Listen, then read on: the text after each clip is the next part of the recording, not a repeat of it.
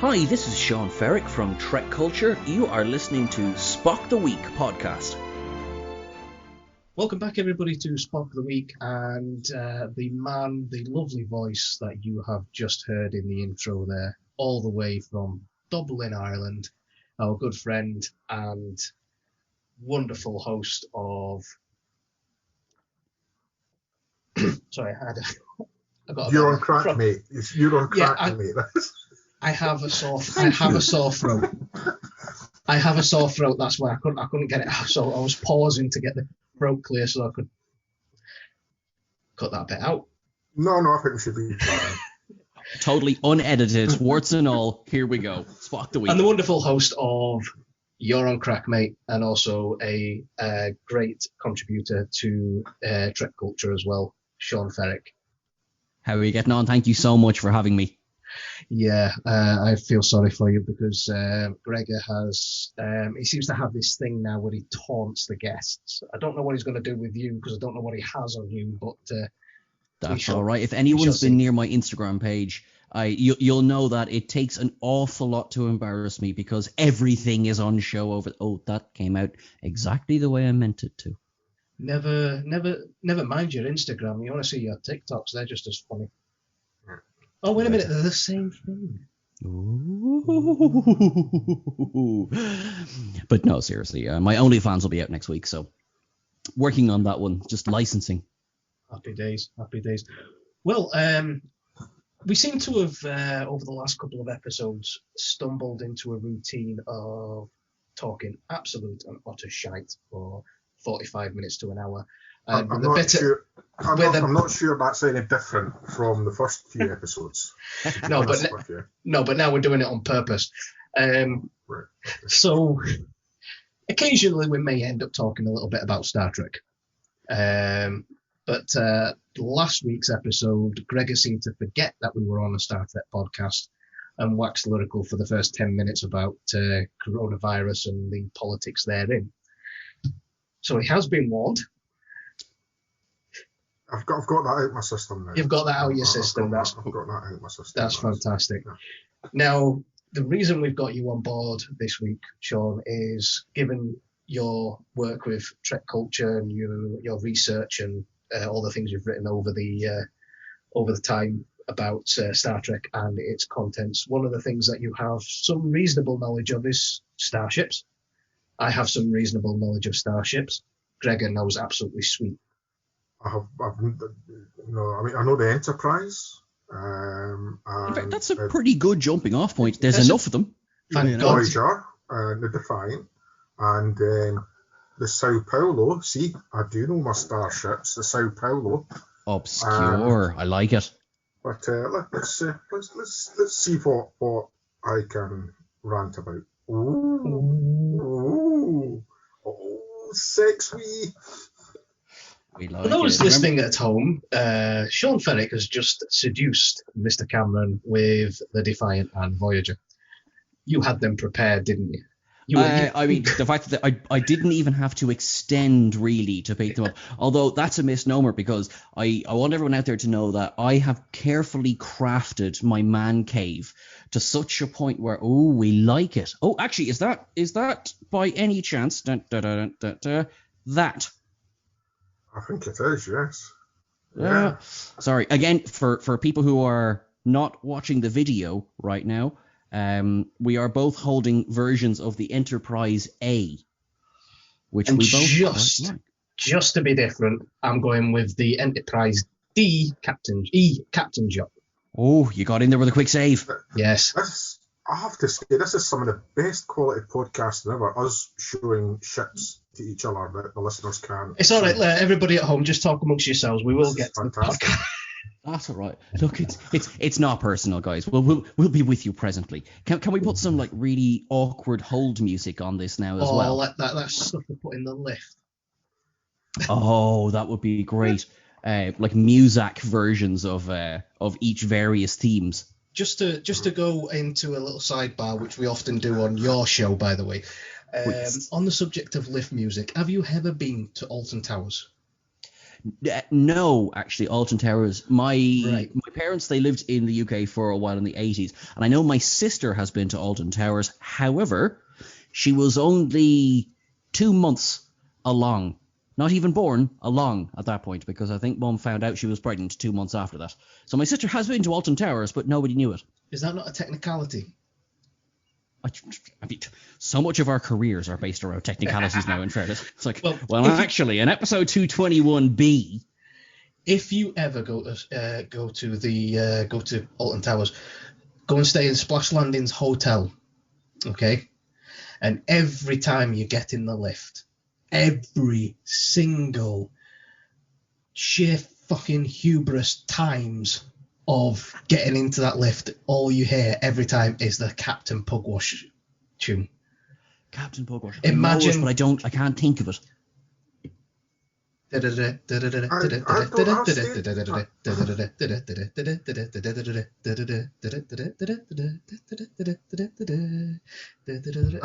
in Splash Landings I stayed there several years ago, and I don't remember that. I do remember the Hall of the Mountain King being played everywhere. That was on all the ads as well, wasn't it? For a long time, I would associate Hall of the Mountain King with Alton Towers. Actually, you know something? I actually associated the music with Alton Towers before I associated it with Greek. Oh, yeah. Yes. Sorry. See, music's a wonderful thing for visualization. I have this thing where I'm off on one now. I have this thing where I visualize music in here. That sort of synesthesia thing that people have going on. And just as an experiment, JJ, I want to do this as a little experiment. Oh, there we go again. He did this last week. When you hear Offenbach, okay,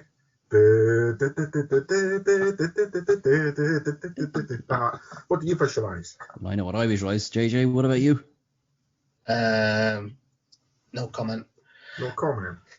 Well, I'm burlesque dancers going crazy on a stage in the Moulin Rouge would be what I'm picturing. Pretty much. See, that piece is called Orpheus in the Underworld, and this is where he's met the king of the underworld, and all the little goblins are dancing around him to that tune. And I think once you know that's what that piece of music is called, and that's what it's meant to represent. I find that much harder to get out of my head than the can.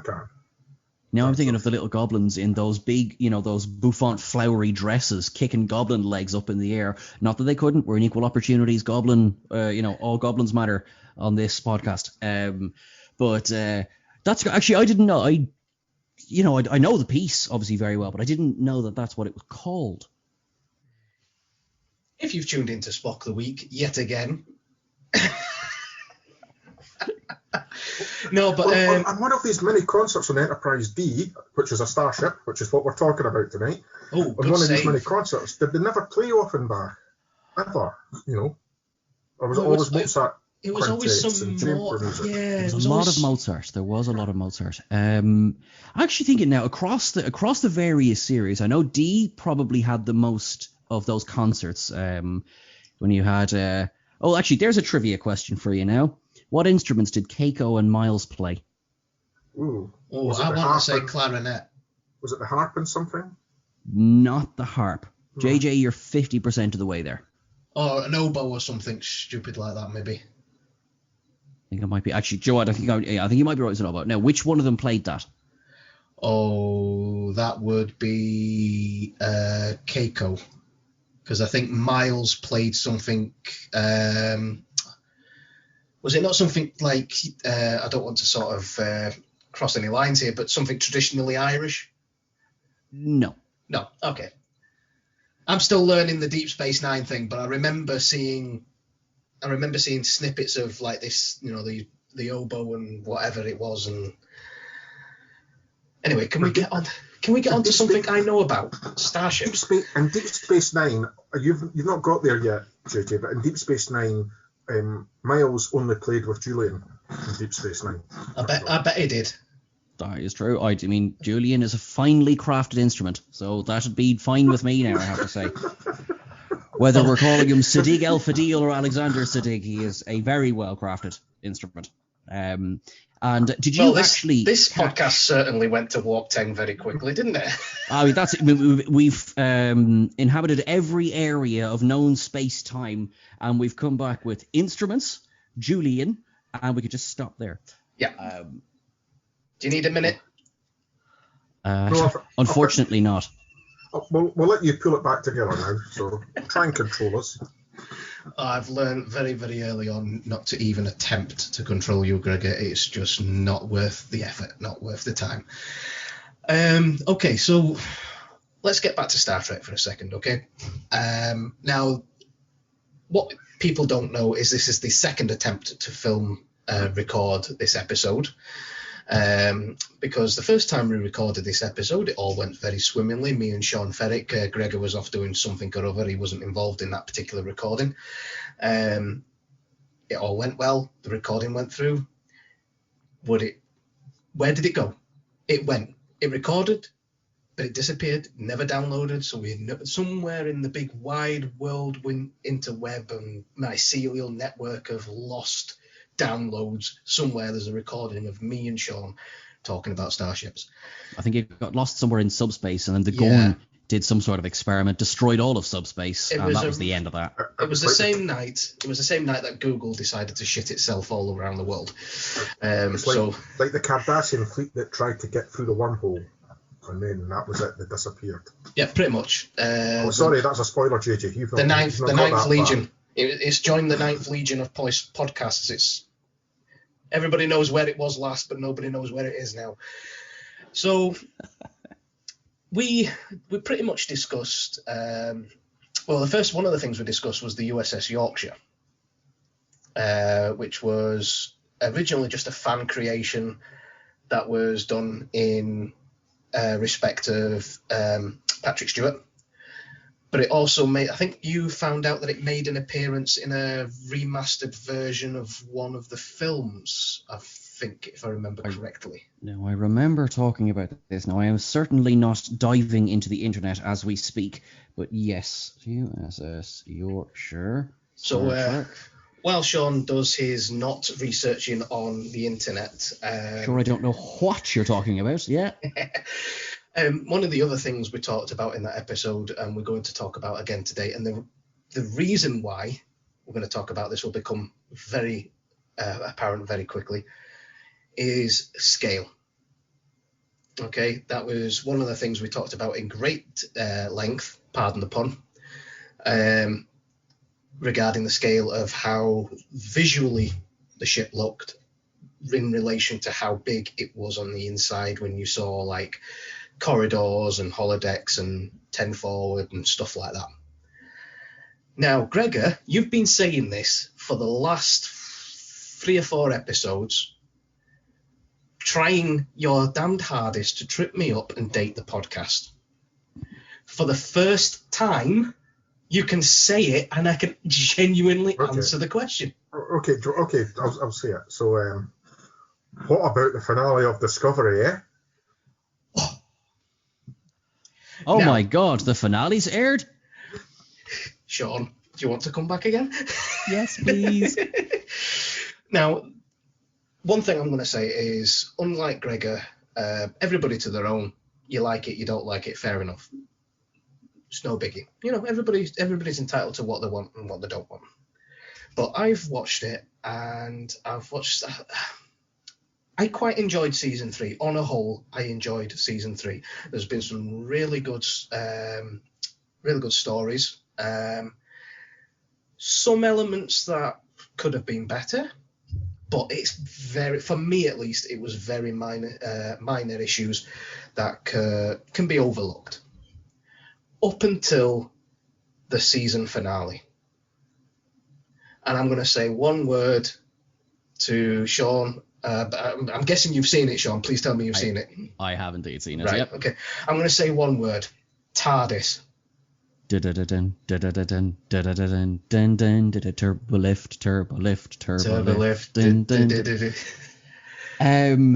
Yeah. Yeah. I mean, to be honest with you, I don't know who made that CGI scene, who created that, who thought, that looks all right. Because let's be honest, there's probably somewhere, and I think you're going to go and do your internet thing again somewhere. There's probably a diagram drawing of Discovery.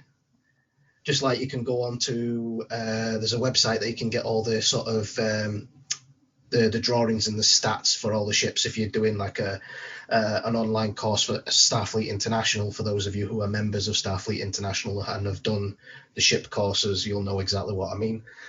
So we've got an idea of how the ship looks. We've got a size reference because we see it up against the USS Enterprise in the first season. So we've got a size reference. Yet on that turbo lift scene,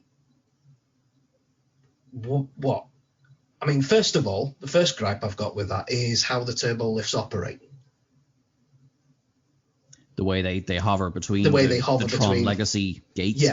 Yeah. Right. Okay. No, I will accept that could possibly be one of the modifications that the Discovery got when it was upgraded to the Discovery, the A, the new improved future Discovery. What I can't let go, and what I think is completely and utterly ridiculous, is the sheer scale of where these turbo lifts are operating. It's almost like they just went and used the background from the Starfleet headquarters. If you know when you see, you know what I mean. So when you see the whole the fleet, donut. Yeah, the donut, if you want to call it that. It's like they've used that and just changed a few things, and it's like that really spoiled it for me, because one thing I've always liked about Star Trek is it's always been science fiction. There are elements in it that are completely impossible, some elements that are plausible, but it's always been at that right point between fantasy and science fact. Now, just to give you an example, so Star Wars, science fantasy. Okay, yeah. The Expanse, science fact. With some science fiction of it, because it is science fiction, but the way the ships operate, the way the propulsion works, the way they have to turn around and burn their engines to slow down, the physics of the gravity, all that sort of thing is based in science fact. There's no inertial dampeners. There's no, so there's a lot of reality in that. And then obviously you've got complete and utter fantasy in Star Wars, which is a good thing. I enjoy it. Just before anybody says I'm dissing on it, I'm not. And then you had Star Trek in the middle, which had that right mix of both. It was, yeah. And obviously it had its transporters and its warp engines, but you know, it gave itself limitations. It presented itself as, you know, as realistic as it could be, even though some of the technology is completely, you know, well, I say completely, you know, there may very well be something that could be construed as a warp engine. They're already working on something that's closely related to an impulse engine. So sure, why even not? Breaking the sound barrier was a pipe dream when exactly. Roddenberry was designing it. Yeah. But that's my gripe with the season finale. I mean, we'll not get into the fact that Michael Burnham has been an absolute joy of a insubordinate officer and ends up in the captain's chair. Yes, do whatever the hell you want, however the hell you want, and you'll end up where you want to be. Welcome to government. So, but one thing actually, so I think, because there's been a lot of chatter, understandably, about the TARDIS inside the Discovery. And somebody raised a really good point the other day of that if we take, for example, that the size of Discovery, it is quite a big ship. As you say, we saw it in scale to the Enterprise, and it's bigger than the Enterprise.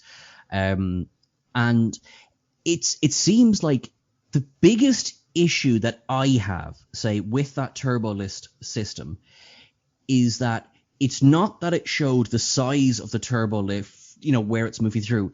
It's the size of dead space in there. It's that you've transported a factory into the middle of Discovery where there is nothing happening.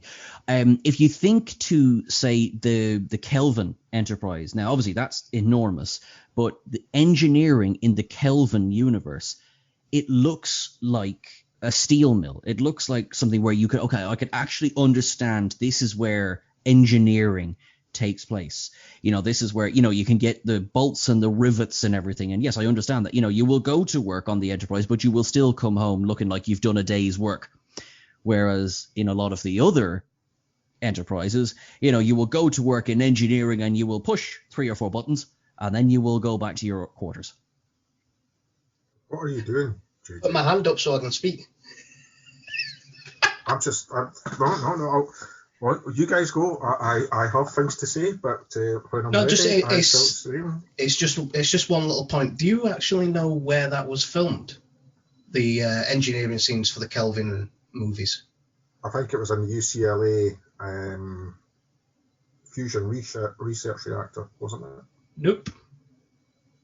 I think they CGI'd some things into it, but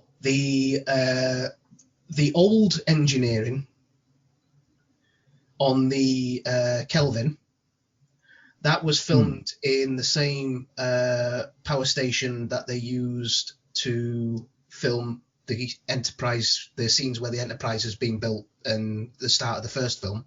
Oh yeah. So that was used in the that was used for that, and the Enterprise engineering was filmed at the Budweiser brewery. Oh, that's cool. Because I remember watching the documentary on, and they had to be very careful where they went and what they touched and how they walked about the place, because it is exactly as it looks in the film, stainless steel, clean, pristine. But that's where they're filmed. So the scene where Kirk goes running in to catch her to basically get her attention and get her to the bridge, that was in the Budweiser brewery. That's cool, because that was the one thing that initially. Now, how did you feel about this? When I saw 2009 for the first time, my initial reaction was, I don't like it. It's too industrial, and engineering has always been, I think Voyager's engineering, I think Enterprise D's engineering, it has been, compact with your gorgeous warp core that you get to just look at, and like a lava lamp. But the more I think on it, it makes far more sense to have an engineering closer to the Kelvin universe than it does to have one that's as clean as, say, Voyager or Enterprise D or Enterprise E. Actually, I like E's as well. It brings it down to earth a little bit, and I think that was intentional, because there were certain elements that they did to bring it into a more realistic, sort of relatable. I think that's probably why they stuck Beastie Boys in there as well, but hey-ho. Oh, beyond. And I will never forgive them for launching a 67 Corvette off the side of a cliff. I might have gotten the year wrong, but it was definitely a Corvette Stingray. Really, that's the thing in that scene that bothers you? It's not, I'm James Tiberius Kirk. Yeah, and well, that and the RoboCop, which we see only once and never again. Early Data. Yeah. Anyway, moving swiftly on, I think I can see Gregor sort of rocking about in his chair. You've done very well. The restraint that's coming from that side of the Zoom call. Like when a puppy sees a ball and you tell him to stay and you tell him to wait. Before I start, just want to go get yourselves a drink. Do you need a toilet break? Anything like that? Because this could go on a while. This one, okay? Right, I haven't seen it. Okay, I've seen the chatter that you guys have just spoken about. Okay. Okay. Now, this is yet again another example of where Discovery fails in terms of the writing.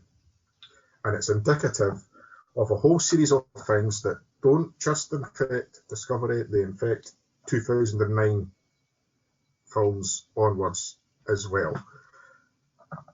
We've already said, JJ, that Star Trek science fiction, okay, or a lot of what goes on in Star Trek is largely science-based. And that has been completely blown out the water with Discovery. Absolutely blown out the water with Discovery. I'm not going to dwell on the turbolift things. I've already covered that in terms of why is there dead space in there. For example, if they'd done away with the dead space, they wouldn't need a turbolift at all because they could walk everywhere. It's just unbelievable. That's a good point, actually. They've got personal transporters. Why do they need turbolifts? Yeah, it's the lack of even attempting to get the science right. It's the disrespect at the show to the fans with their attitude towards some of the science. And that affects other aspects of the writing. That also affects some of the things that they bring back with their little backstories on previous Star Trek, of which, in my opinion, they've got absolutely no right to do because they just simply haven't earned the right because they haven't created anything good in their own TV series. Things like in Picard, where Picard says something like Newton's second law of thermodynamics, and Riker responds, "No good deed goes unpunished." Oh, we're being so clever here. We've mentioned Isaac Newton, the nerds will like that. We've mentioned thermodynamics, the nerds will like that. And we've said what the law is, the nerds will like that. Well, one, he's given a philosophical answer to a scientific law, which is complete bunkum. Two, there is no Newton law of thermodynamics, for a start, because thermodynamics didn't come along until the 19th century when they had steam engines, because it's all about the preservation and the generation of energy and heat. The first law, if you're interested, by the way, the first law of thermodynamics is that energy can neither be created nor destroyed, as in matter is either energy or it's matter. The second law, if you're interested, is that through time, try to get this right, this is what I did at university.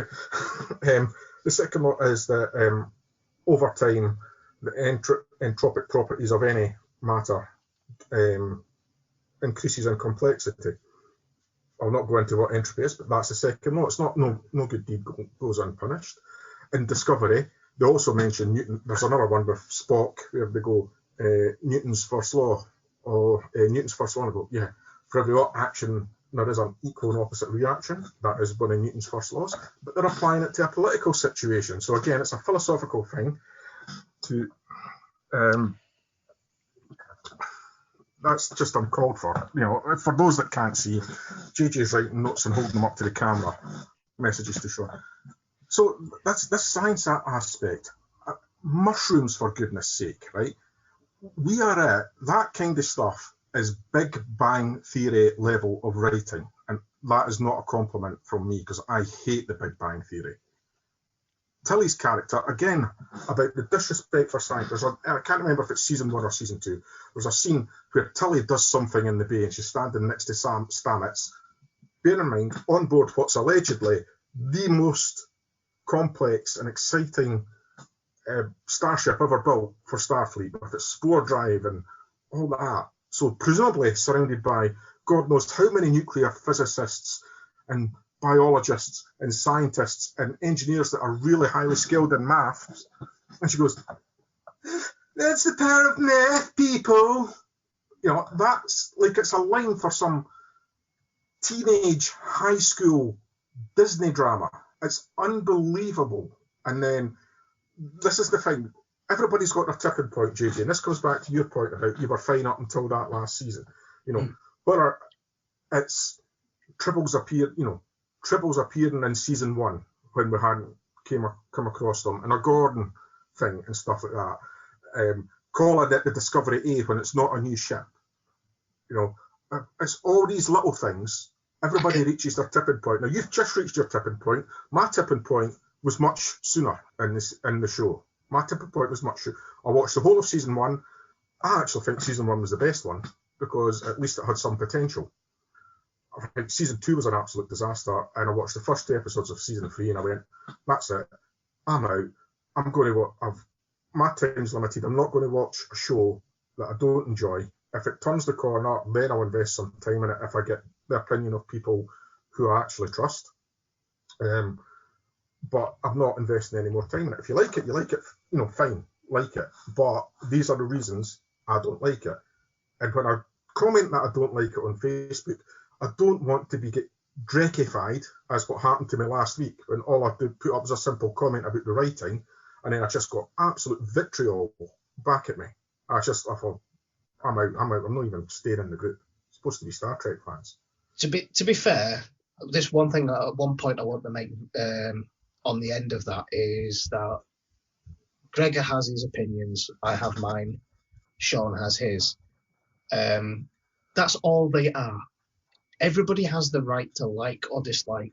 Everybody has the right to have their reasons for their like or their dislike. So at the end of the day, he's not going to. Gregor's not. He never has. He never has gatekeeped me for liking Discovery.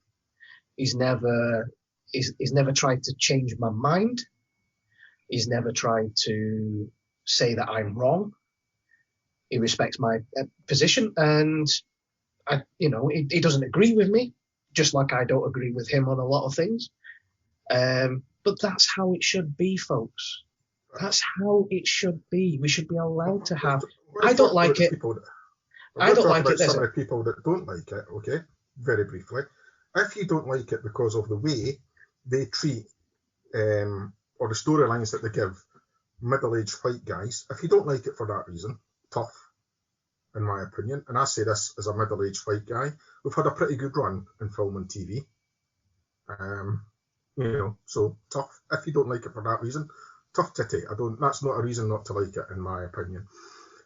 If you don't like it because every leader in every world is a black female, tough. I don't care. That's just a stupid reason for not liking it.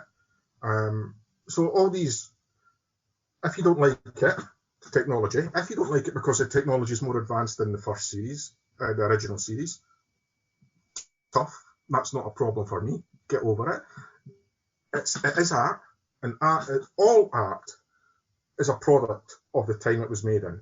And to an extent, it will get dated, whether it's set in the 23rd century, the 32nd century, or the 18th century. You can still date it by when it was made, because there's always giveaways to how it's made.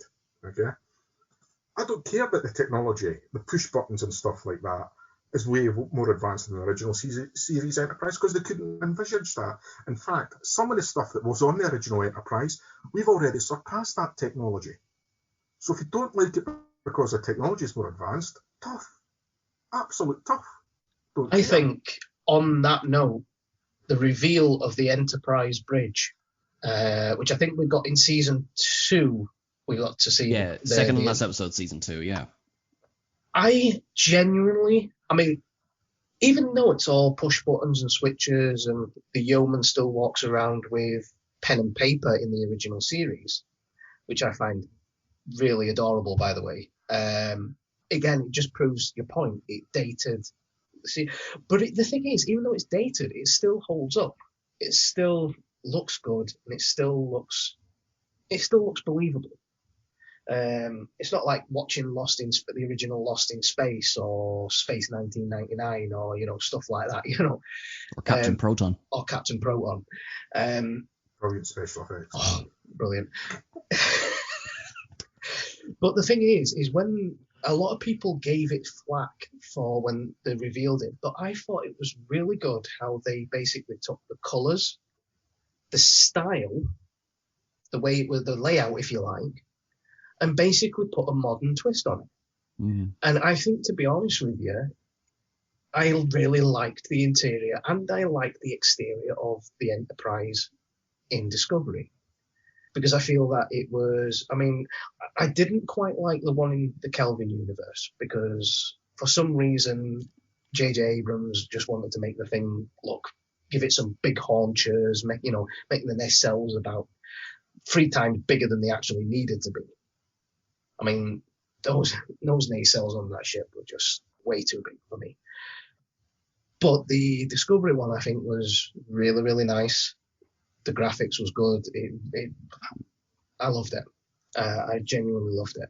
But yeah, you're right in what you're saying. At the end of the day, there are reasons that everybody has, and everybody has a valid reason. It's like I always say, people have opinions, and opinions are like arseholes. Everybody's got one, right? And if you're Klingon, you've got 2. But not everybody. But if anybody who knows 4. me personally, if anybody that knows me personally, they will testify that not every arsehole should be heard. Yeah. Or smelt. I would say, yeah, depending on the situation, no arseholes should be heard. Yeah, proving my point. One thing I unashamedly, I love the Disco Prize. I think it's a great update of beautiful. It honors the original design. It also honors the refit, because you have the swept back nacelles as well as still, keeping close to the original Matt Jeffries design. I loved the bridge reveal, as you say. I think they updated it, but they did it in a way that really, you see where it started, which is, Pike's Bridge all the way back in the cage, coming forward into Kirk's Bridge. And I would be the same as yours. If I put them side by side, if I say like Matt Jeffries 1966 and then John Eaves 2018 or maybe 17, the reveal of it, I would put personally I prefer the two of those above the Kelvin Enterprise. Now I have in the time that's gone by, I've reassessed the Kelvin Enterprise. I really didn't like it originally. Now I do. I think it's nice. I think it's a sleek design, and I've, the angles are. It's taken me a while, but I now have a somewhat love affair. I still think it's the USS Apple Store, and but at the same time, Gregor, you said this as well. It is very much a product of the time it was made, 2009. By pure irony, I first saw the trailer for this movie on an Apple iPod that was about the size of, maybe 2 or 3 inches for people listening to this. So I was like, yeah, okay, yeah, that fits. And the lens flares aside, I think there's been enough said about the lens flares in the Kelvin universe. Don't get him started on lens flares, for crying out loud. If you think you do not know how to operate a camera. If you think the Discovery rant was bad, wait until he gets going on lens flares. But anyway, carry on. It seems impractical, whereas particularly the original set, because it had to be designed practically, because they didn't exactly have a budget to do very much where they could fix breakages or, something spilled, they had to clean it up pretty quickly. Where I'm coming at with that is that it felt lived in. Is what I should have said. Mm-hmm. The original Enterprise bridge felt lived in, and I get that feeling from the redesign in Discovery as well. And in a strange way that I hadn't meant when I started this sentence, if you take the bridge of Discovery, you actually kind of get the same kind of dead space again that we talked about in, obviously nowhere near the same amount of dead space as you have in the turbolift system, but Owasakan and Detmer they seem like they're quite far apart. Now, there's a lot of comments about the size of the Discovery Bridge, which I'll come back to in a moment, but I'll talk about the Enterprise Bridge in Discovery as well. I love the Enterprise Bridge in Discovery, and I think it's fantastic, and I think it's much, much better than the Jar Jar bridge. But, there's a lot of comments about the bridge in Discovery and the size of it, and people want a nice compact bridge of the Enterprise. Again, this is back to a product of its time. Part of the reason why the bridge on Discovery is so wide is because everyone's got a TV now that's 16:9. Yeah, fair. Whereas in 1966 it was a 4:3. So to get the whole bridge in a headshot, a 4:3 was perfect. The Discovery Bridge is made to fill your 16:9 screen, and I don't have a problem with that. Do you know what you've reminded me of there, actually? Sorry, JJ. Just do you remember the episode of The Next Generation, Relics? Obviously, Scotty. And they do that scene on the holodeck of the original Enterprise bridge. Well, all they did for that is that. So they said in the making of the episode, they said, "This is a lovely idea. We are not building another bridge. We're not doing it. We don't have the budget. Sorry."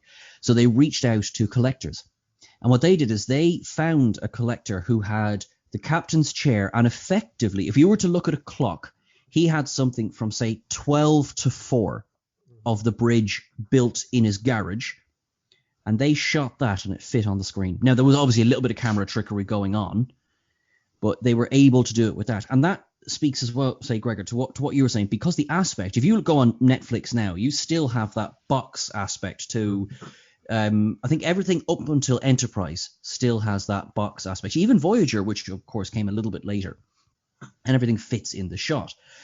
Whereas now, let's say you were to use the same aspect as we filmed for Discovery, you would see that, the 12 until 4. You would also see the director, you would see the writers, you would probably see the catering crew as well, and you would see the guy with the buffer machine going, come on, guys, I've got to get this clean and back to your man in the garage by 4. Come on, pick it up. Yeah. See, on the subject of the sets and how the sets were designed, one of the things that we can't, I don't think anybody can fault Kurtzman and Discovery and Picard for, is we're getting cinema budgets, cinema level, movie level acting talents, although Gregor would probably disagree with me on some of those points, but I don't have if you're talking about the actors, I don't have a problem with any of the performances. That's fair enough. But but that's what I'm saying, is that they're getting the budgets now that they never had on TV. And what that's doing is, I'll give you an example. My favourite scene of season 3 was when Rin, God rest him, was on Booker's ship with Detmer, whom seems to have completely got over her PTSD. But that's a whole different issue I have with season 3. Yeah, that is a complete something we can talk about another episode maybe. But she's on the ship, they're flying, and the whole cat when Grudge jumps onto Rin and he's like, "What the hell's that?" It's like brilliant. And Noah, if you're on the off chance you are listening to this, you are my new favourite Andorian. I'm sorry, Jeffrey Coombs, but you are my new favourite Andorian. Yeah, controversial, I know, but unless Jeffrey Coombs comes back and reprises his role as an Andorian and kicks it out of the park again like he has done in the past, once you're on that pedestal, you've got to knock the bugger off to get back on it. That's all I'm saying. True, yeah. Well, anyway, that aside, I listened to a interview with Noah recently on Bad Choices of Bourbon with our mutual friend Dan Decker. And Rin was saying that they built the set. Now, it wasn't just a case of like a 12-foot square box with a couple of consoles and the camera went around. They actually built a full-sized bridge for Booker's ship, suspended in air, so they could move it with the scene. So the whole thing moved. The whole thing was suspended, and he remembers saying it felt like you were, because they did it that way, it felt like you were actually on the bridge of a ship. You were actually there, and that's what they're playing with now. They don't just build something, a 2D set, for want of a better description. They build the whole thing. They did the same thing with the 2009 Trek with the I don't know if you've ever seen the pictures of them building the bridge set for the Enterprise. Everything's filmed that you see front. So when you're looking at the crew, so you're looking at the captain's chair, you're looking at the two positions. Everything that's filmed there is filmed through what they see as the view screen. Mm. There's some great images, you're right, of either JJ standing there in that view screen and you see the entire bridge behind him. It's funny you should mention that, because in Star Trek for the longest time, and you've hit the nail on the head, it's budgets. Mm-hmm. You would have the Enterprise D bridge, it sat where it sat for 7 years. Same with Voyager, same with Ops and DS9. It wasn't until Star Trek Nemesis, so arguably Rick Berman's Star Trek was, its last breath was coming out at this point, where director Stuart Baird said, no, let's build that bridge and put it on a gimbal. And that's what they did. It was that. So in Nemesis, that bridge is, as you've described, it's actually, when it shakes, it's not just them doing, okay, do shake number 3. yeah, do shake number 4. It is actually shuddering underneath them. And I remember being surprised here that it was that late in the day that they started doing that. I think I just assumed for some of the films, maybe not for some of the earlier Kirk films, but maybe even 6 onwards, that they had done that. But no, it was not standard practice, not by any means. And yeah, it was funny. So as Nemesis, it went out. Unfortunately, it didn't do very well in the cinema, and we had that silence of 5 years. And then we started to hear rumblings of a new film. That is one thing they've taken away from it, and I do think it suits it. It works because if you think back to not a lot of, but some of, we'll say more so DS9 and Voyager than original series and Next Generation, is a lot of the action was starting to get quite exciting as people got more inventive with camera shots, and budgets for CGI started to go up, and action in Trek has been quite exciting. Now you can do things that they couldn't have dreamed of doing certainly in the 60s, and even for a lot of Next Generation as well. And it's a nice combination of practical sets that are being built and, of course, the CGI that's going into it as well. On the subject of sets, just very quickly, if anybody from Destination Star Trek is listening, please, for the love of God, sort out your TNG bridge set. Because when I went to Destination Star Trek in 2018, the damn thing was held together with black duct tape. The sort of the mahogany arch at the back of the captain's chair and the first officer. There's a picture of, and if I can find it, I'll show you, Sean, when I get the chance. But there's a picture of me I've got sat in there, and you can see as you look at the picture to the right of me, you can see this black line where they've literally just taped the thing back together again. I get the thing moves about more times than I've had hot dinners. I get that it gets transported a lot. But when people are paying £10-15 a photograph to sit on a bridge set, at least paint it the same damn. At least use brown tape. Aye, so it blends in. So it blends in a little bit. But no, I think, and this is a prediction here, I think season 4 of Discovery, is where it's going to find its feet. I think that's when it's going to find its legs. It's going to start. Can you bring me a beer, please? Sorry, are we interrupting something? Was I not on mute there? No, you were not on mute. I'll have a beer while you're at it, though. Oh, sorry. Sorry. That is brilliant. He's wanting a Caesar Augustus. I thought you were just being sarky because I was going on about season 4 of Discovery. No, if you want to talk about season 4, Sarah will get me a beer. You carry on, it's okay. I'm going to need a beer for this one. Okay, yeah. I genuinely think, this is my prediction, I think the Discovery, like Gregor says, started off well. You're not on mute. Did you hear that? Yes, I did. Everybody did. The whole damn world did. We're live streaming. Some poor bugger in Texas listened to Sarah just then. Yes, we have a regular listener in Texas. Would you believe it? Oh, that is cool. That is actually. I got a retweet today. I think it was one of the Spock the Week and Trek Lad ones from the time we were on that, and it was a girl in America, and she retweeted. So I've seen that, yeah. And then it was like, if you want to see my other content. That actually sort of, I was like, okay, somebody's retweeted this. This is okay. Anyway, Discovery season 4.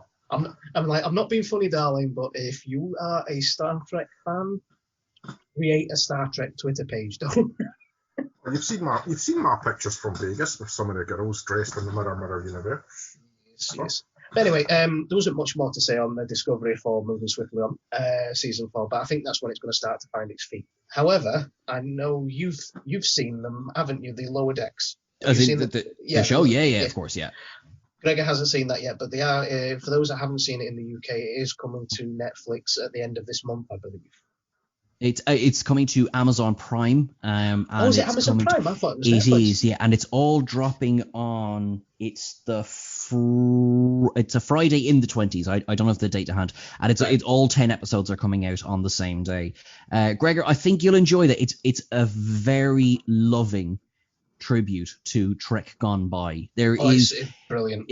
It is definitely written with kind of a lot of today's humor. I will say that. Gregor, have you seen Rick and Morty? No. No, right, okay. That's good though in a way, because it is. I have certainly described it like Rick and Morty because it is. Obviously, there's a lot of the same writers on board, but you now won't have that comparison going in, and I think that's a positive thing because it is very like Rick and Morty. It is also not like Rick and Morty. But there's no point in us harping on about this because you haven't seen it, so don't worry about it. It's fine. I think the only similarities is they pay attention to their ships.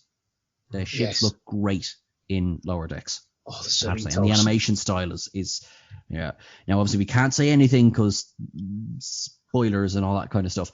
But they put effort into how they depict the ships, and you would almost forgive them for not doing that for the fact that it's a cartoon. But yeah, no, they do a bloody good job. See, I can say this without giving anything away. They drop Easter eggs, but they drop them very well. They make references, but they make them very well. There's comedy in there, but it's not over the top. It's definitely an adult cartoon.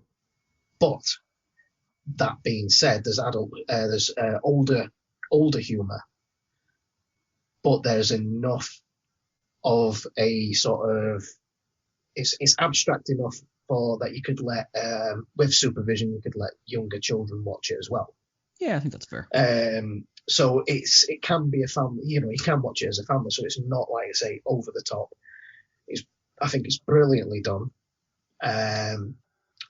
We all know it's the Cerritos because everybody's seen pictures and stuff like that. So beautiful ship. Funnily enough, there are some story arcs in it. There's 2 main story arcs, I believe. I don't know if you think that would fair. I think that'd be That's that. There's 2 main. And there's a couple of sidebars and stuff like that. And it's something. As Gregor has said in previous podcasts numerous times, he's watched Discovery, he's watched Picard. He enjoyed them the first time round watching, but would he go back and watch them again? No. I would go back and watch Lower Decks over and over and over again. It's like Voyager. It's like I would go down and watch every episode of Voyager again. Lower Decks is definitely... funnily enough, I'm actually catching up with... I'm dropping podcast names by the bloody boatload here today. I've been catching up on the Delta Flyers, and that's a great pod. And I've got to the episode where they are doing threshold stuff. but yeah, it's brilliant. I would thoroughly recommend it when it does drop here in the UK. There has been a few of us that have through. Shall we say means have managed Do you mean paying for a CBS All Access account and using a VPN? Well, I didn't do that, no. I was very kind enough I was very lucky enough to have somebody who had a Plex account who was very kind enough to let me onto their server. So not that I wouldn't pay for because let's be honest with you, when it does drop, because I believe Paramount are doing a worldwide streaming service. Paramount Plus, I believe it's going to be called. Oh, you're right. Yes, sorry. So yes, I think that's where, once that gets launched and that's all active, and that I think CBS All Access will get amalgamated into that, because everything that Paramount's ever done, including Star Trek and everything else, will be on Paramount Plus. So I would pay for that and get that. So, but yeah, brilliant. Ships are brilliant. You can probably guess I'm actually sort of struggling right now not to say something Go shush. Yes. Yep. You know what I want I know to say. exactly what shush. Yeah. Don't say anything because one thing I will say, which is not a spoiler at all, something it's lovely because you mentioned Easter eggs, right? Mm-hmm.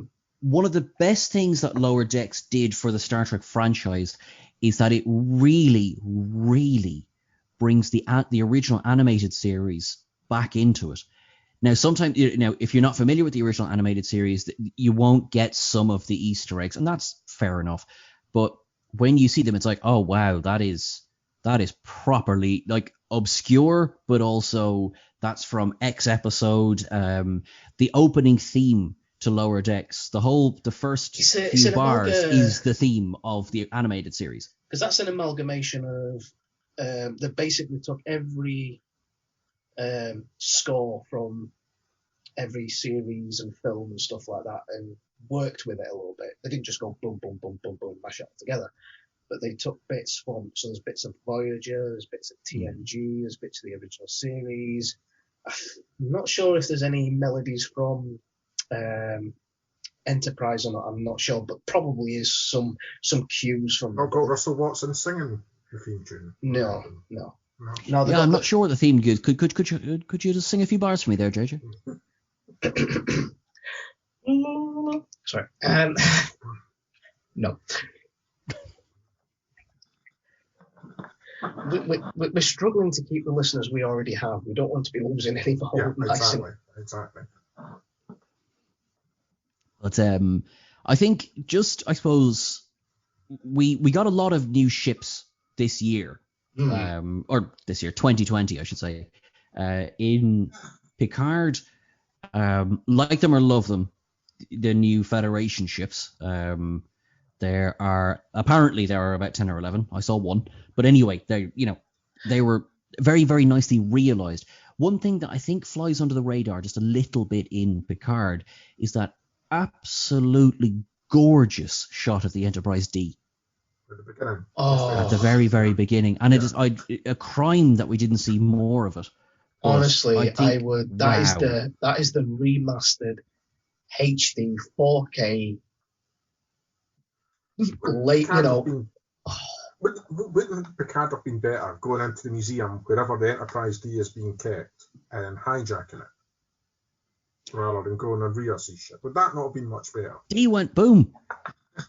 Yeah, the D went boom. Half a D is sitting over Iridian 3. Yeah. Do you not remember that one? Oh, that's true, yeah. It was though, depending on, I think, because in the expanded universe, I think E was lost, but obviously on screen, all it did is it, knocked into the scimitar and then went back to Earth. Well, to be honest, I mean, they've never paid any attention, this new lot, to what went before anyway, so...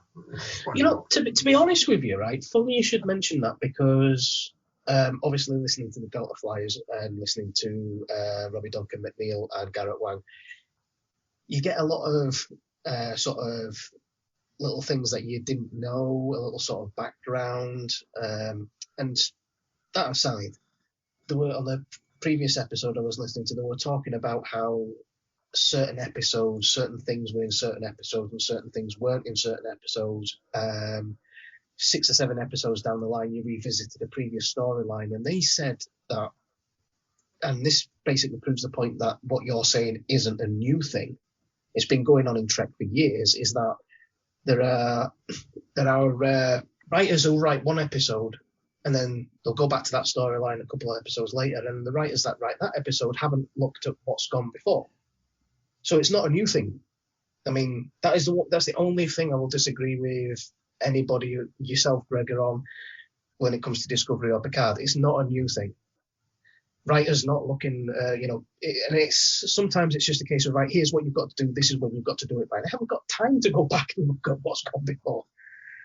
They've got the basic, but like I say, I shouldn't really be saying that because I don't really know enough about writing to properly understand the process. So I choose not to comment on the writing, even if I don't agree with how it's gone. I don't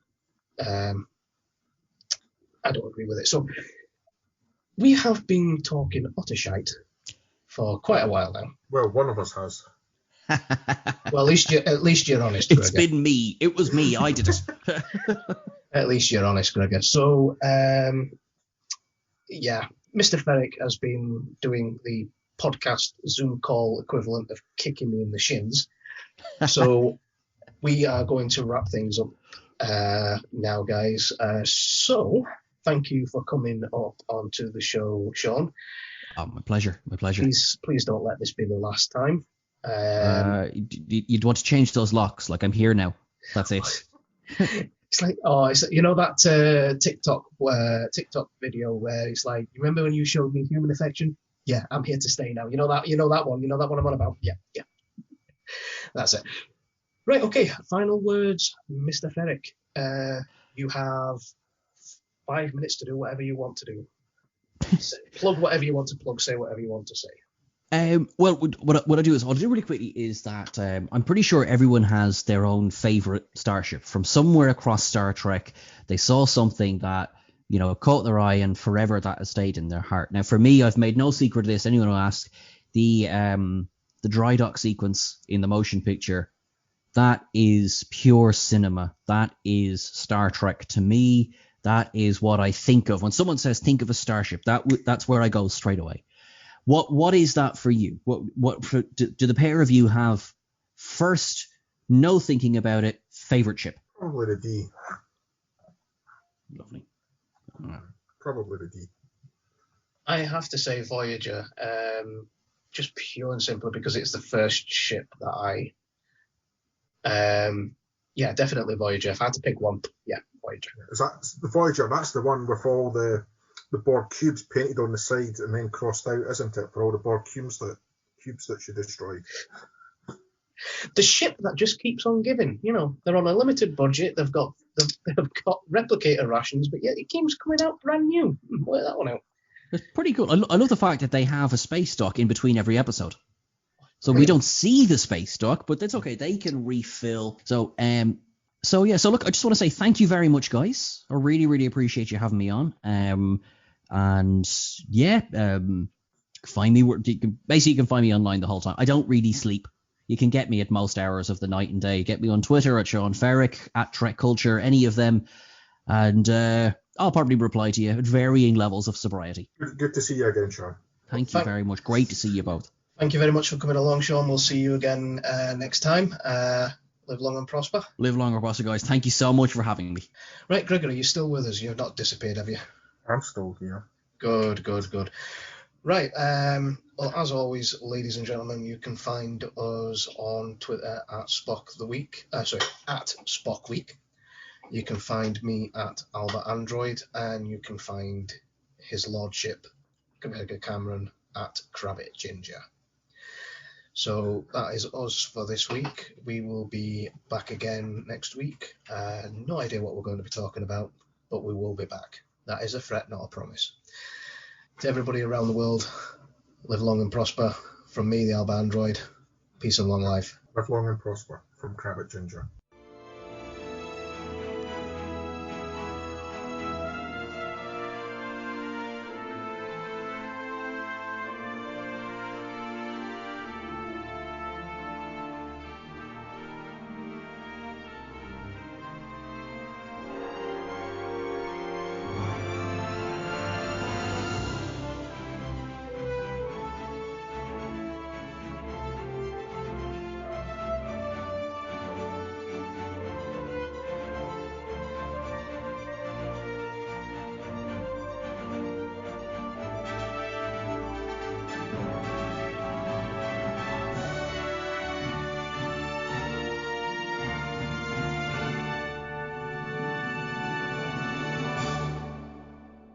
Okay. Follow me on Twitter, and I'll sign up to your OnlyFans account, because that's all I'm getting following me at the moment.